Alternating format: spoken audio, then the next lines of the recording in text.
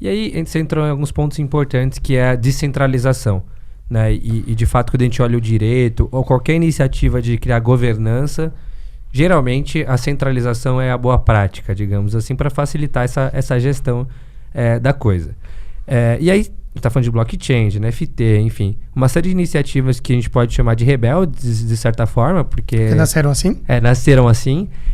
Mas como é que o direito olha isso? Vê como uma oportunidade, de fato, de ficar próximo desse mundo e, de repente, tomar... Pelo menos criar algum tipo de segurança ali dentro. Igual você falou de golpes de cripto. Eu já vi muitos golpes pelo mundo em relação a isso, de corretoras grandes, que o fundador sumiu com o dinheiro de todo mundo. E assim, não tem lei para segurar aquilo, especificamente falando.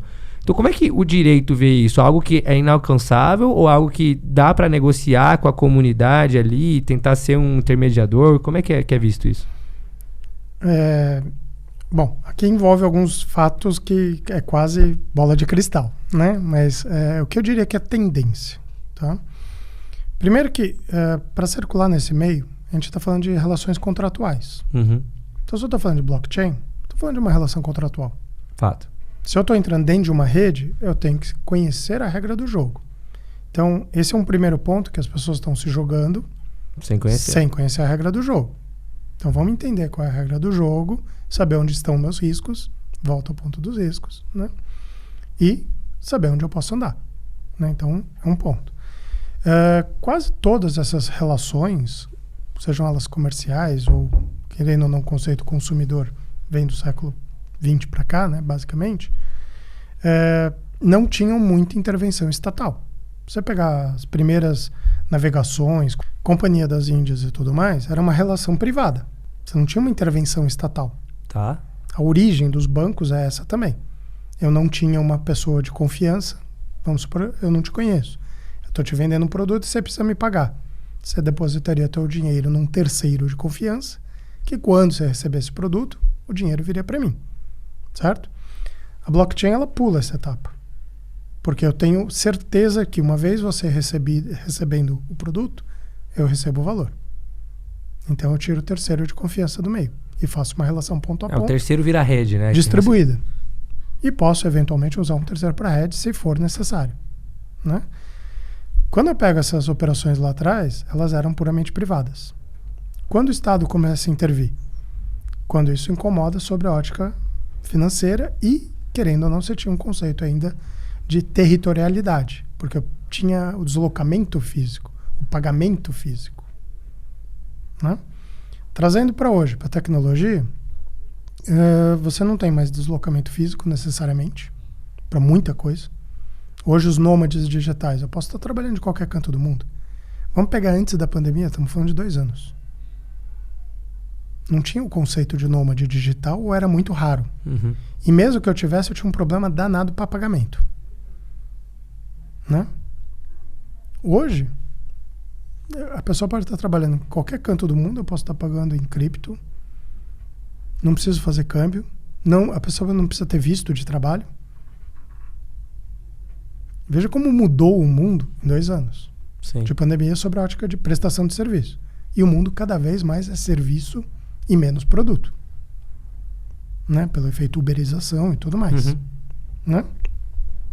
Então, isso é um novo patamar a ser olhado pelo Estado, com uma lente diferente. Não adianta mais olhar, na minha visão, com a mesma lente que se olhou. Porque eu não tenho necessariamente uma limitação fronteira. Tá. Então, existia um sonho, sonhos de noite de verão, né? De você ter legislações comerciais internacionais unificadas, que é o UNIDROIT, né? Que é um código comercial de relações. Você tem até alguns tratados nesse sentido, mas seria tipo um código comercial. Protocolo ali. Um protocolo geral. Que se a gente olhar a LGPD, voltando de novo para a LGPD, eu gosto de usar ela como exemplo, que é um dos grandes movimentos culturais novos dentro do direito. Sim. Que envolve uma mudança cultural.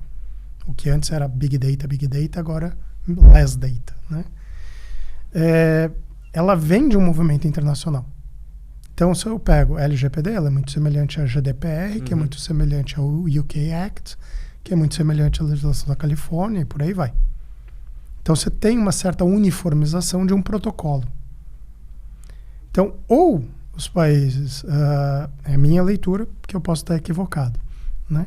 Mas ou os países começam a se unir para criar protocolos unificados e pensar globalmente, que a pandemia também deu um chacoalhar nesse pensar globalmente, né?